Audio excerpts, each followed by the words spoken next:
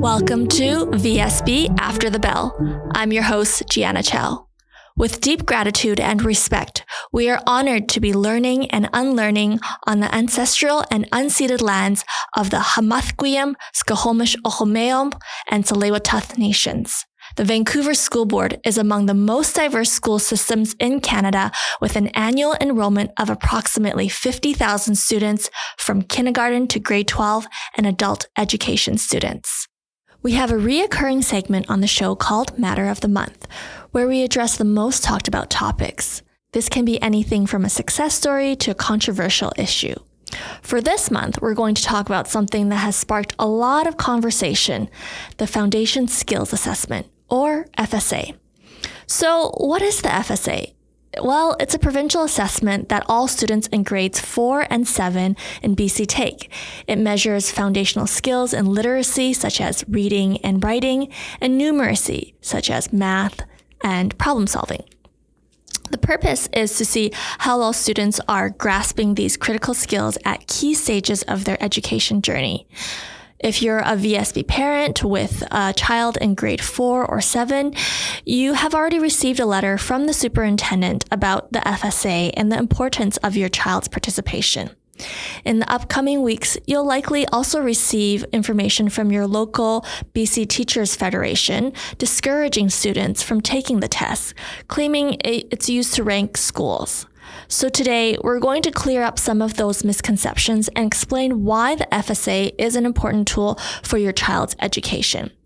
With me today to talk about this topic is Maureen McRae-Stanger, Associate Superintendent, and also the lead in all matters relating to FSA. Welcome, Maureen. And first off, can you introduce yourself to our listeners? Hi, Gianna. Happy to be here for the FSA conversation. So yes, I'm Maureen. I have worked in education for a very long time, over 30 years, in both Ontario and BC, as an elementary teacher, a secondary teacher, principal, vice principal, director of instruction, and now I'm the associate superintendent here at VSB. I am really passionate about curriculum, instruction, and assessment, and most importantly, about student success. I've been involved with FSA, administration and marking for over 10 years at the district level and at the provincial level. So you worked in both Ontario and in BC. And since we're talking about FSAs, is that also something that happens in Ontario as well? Yes, it does actually. There are a number of assessments in Ontario that are used at different grade levels to assess how students are doing within their academic progress. And I was involved in marking and assessing those results as well. And do you see the same type of controversial concerns from parents or from the union groups where these standardized tests are used to rank schools with each other, or is it a different climate? It is a different climate in Ontario, definitely. There wasn't quite the same union push to not do those types of assessments, and the results were shared publicly, and people were able to see how their schools and their students were doing. Okay, so let's talk about the FSAs in BC then. We've heard that they're used to rank schools and that they're being misused by outside organizations to create a competitive environment. What is the case here? Yeah, so in BC, the district and the province does not use FSA results to rank schools. That is not the intention of the FSA. Basically, it's looking at how are we doing as a system, both as a province and a school district. How are our students doing in those key areas of numeracy and literacy? And we look at trends over time, and it helps us to really determine supports to put in place in classrooms, in schools, to make sure that all students are successful. Why is the district pushing so hard to get these FSAs completed? The ministry expects all students in grade 4 and 7 to write the FSA. And I think traditionally in the VSB over the past several years, information that was shared with parents from the BCTF has actually encouraged them to opt out of the FSA for their child, worried about, the school rankings from outside agencies and potentially the stress on children to actually complete the FSA. And that information, I believe, has misguided our families into asking for that opt-out. The ministry itself has only given 3 reasons for students to not write the FSA, and they're very clear about that in their guidelines around administration administration of this actual assessment. So students who maybe have cognitive concerns, where the FSA would be very challenging for them, students who are brand new ELL learners whose English is not strong enough to actually do FSA, and also students or families who might be having emergency situations or lengthy illnesses. They are the three reasons to exempt a child from the FSA. Unfortunately, parents have been guided to think that if they send a letter saying, I don't want Gianna to write, that we will then say, okay, no problem, Gianna doesn't have to write. I think the conversation around not participating is really the parent and the school principal talking about that child's needs and determining whether or not that they actually kind of qualify for those three exemptions from the ministry. But unfortunately, a lot of parents have thought that a letter will allow their child to not take that assessment. So we're really trying to be clear with parents and educate them on how we're using the results, how we're going to support their child in the FSA, and the reasons why maybe some children wouldn't write, but the majority of students should be writing. Okay, so it really sounds like the FSA is not just another test, but it's designed to reflect what students have already been learning in class. And it's almost like a temperature check. It helps parents and teachers and schools understand where each student is excelling and where they might need additional support. So if it's a good thing, why are teachers distributing flyers that discourage students from participating in it? So I think it's been really challenging in BC because FSA results are made public by the Ministry of Education and Childcare, and they have to be public. We're a public organization. And sometimes there are other organizations or groups who take that data and they do their own ranking systems for schools. So we can't control what the public does with those actual sets of data. But for us, we're using them really to support what happens in schools every day to make sure all students are excelling and succeeding. And we want to make sure that we're supporting our teachers and our staff to do these assessments in the best possible way for students. So our teachers are concerned about being ranked, but we are not ranking them and we are not trying to publicly share results about a certain classroom or a certain school. So if the results are being ranked, it's almost like, that's the third party organization that has nothing to do with us. We're not using these results to compete, to see how teachers are doing. It's more about the students. And the intention is to make sure that the students are on track. And if they're not, what supports can we do to help them get on track? Absolutely. And that is the goal. How do we figure out what's best for students? How do we target their needs? And also look at our system in general and as a whole to make sure that we are moving forward with those key skills around numeracy and literacy for all students. Okay, so can you walk us through what's the format of the FSA then? For a parent who's never had a child take it, what should their child expect, especially at grade 4, and is it different at grade 7? Yes, that's a great question, Gianna. So FSA is not what we picture when we think about a standardized test. So back in the day when we were young, we might have taken tests where we had to fill in the blanks or we had to sit in a classroom space for a long time answering long questions. FSA is very different. So what happens for FSA is there are several components. There's an online component where students will log in to the ministry website and complete some questions around reading and writing and math and by themselves. And also there's going to be a booklet that is done during class time. So the teacher will be able to have a collaborative activity where they get to share with the students the theme or topic within the FSA for reading, writing, and math. Make sure students are comfortable with that topic and then work with them over time, over a month of time to do a bit of FSA maybe for an hour on one day and 40 minutes another day, integrated into their regular classroom activities. So it's not just like a sit down 2-hour type of exam. No, not at all. It could be spread out along the entire month. So maybe 40 minutes here, 30 minutes there. And again, integrated with classroom activities. So just like students read and write and do math every single day, that's the FSA.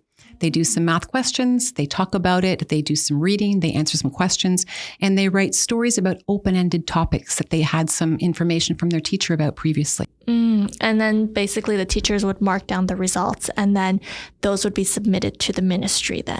Great question. The teacher might not mark the FSA at that point in time in their classroom.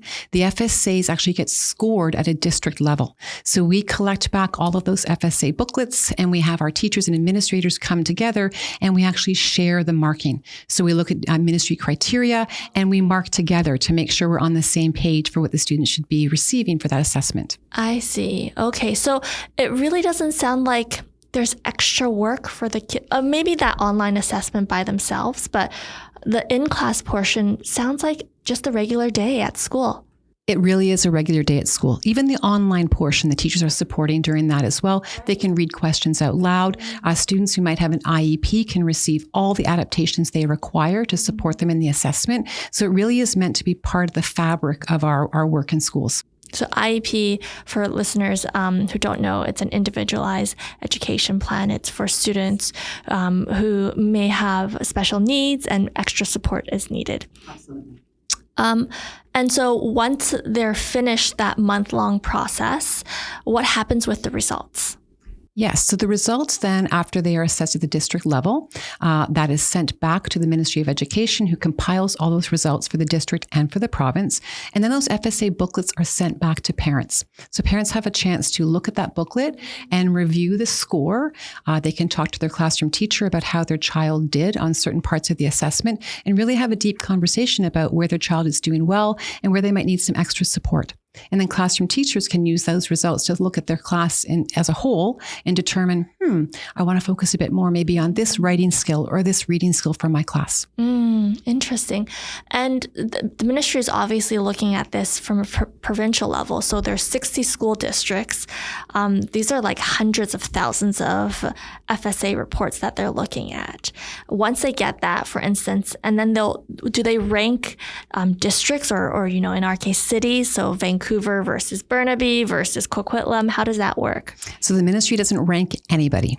So what they do is they send the results back to school districts, and then we take that data and we take a look at our trends over time, and we figure out how we're doing in reading, writing, and math. And then from there, we make our decisions around financial planning to support different initiatives and programs, etc. So really the data is for us, and the ministry will report back on the entire data set saying, here's how BC is doing in grade 4 and grade 7 on literacy and numeracy.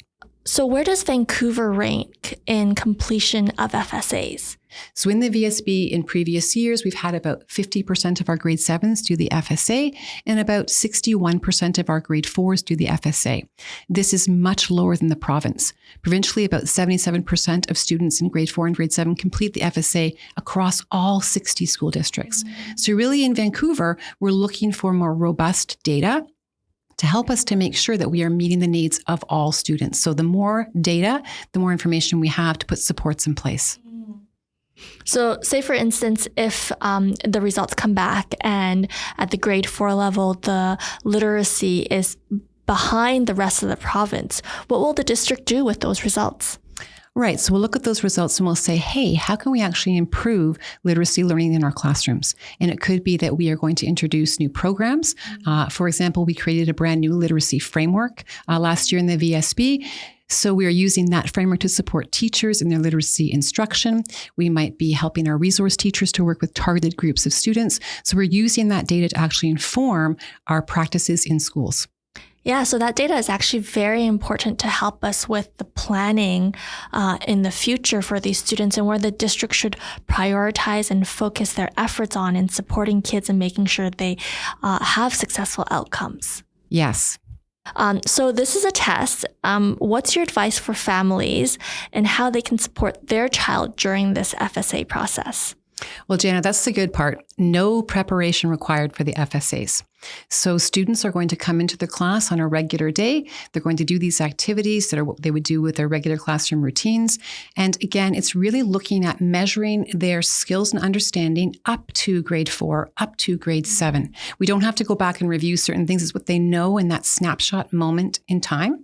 And really for a parent, all you have to do is make sure your child comes to school ready, excited by the test. They've had their breakfast, they've got snacks with them and a drink, and they're ready to engage and do their very best. It is not meant to be anything stressful or concerning for the child or the parent. So basically telling your child, hey, go to school, you're having this assessment. All kids across the province will be doing this. Do your very best. It's not part of your report card mark. It's not high stakes. It's really making sure that you encourage your child and make it stress-free for them.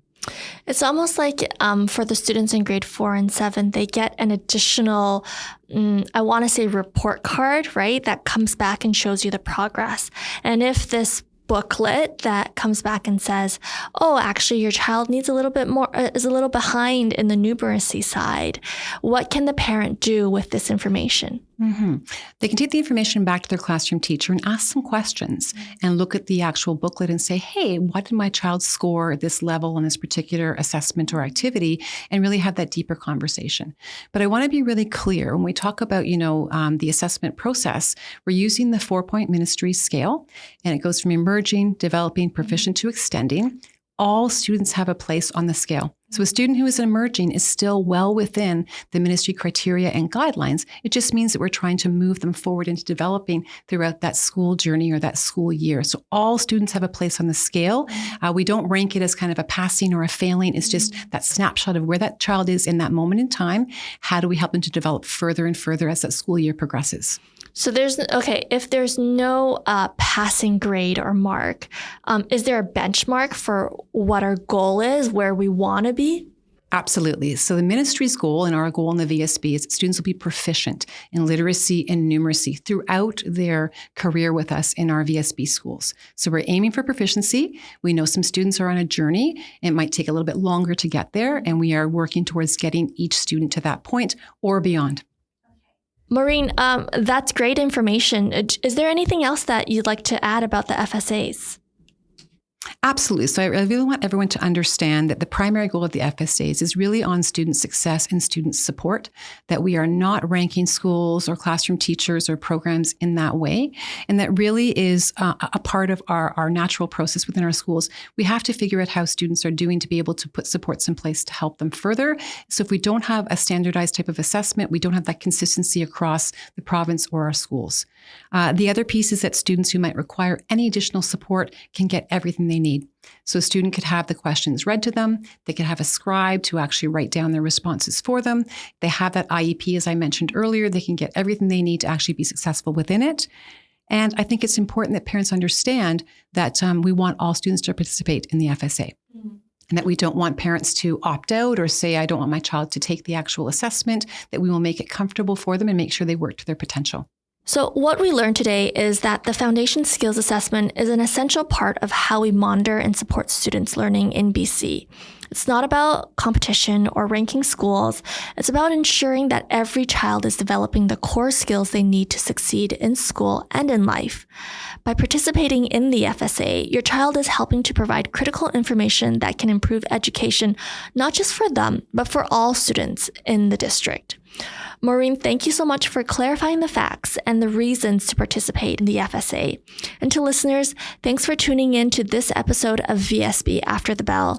If you have any questions or want to learn more about the FSA and its role in your child's education, contact your school principal or go to the Ministry of Education and Child Care's FSA website. They have a comprehensive parent and caregiver brochure that can be translated into a variety of languages. Until next time, I'm your host, Gianna Chow.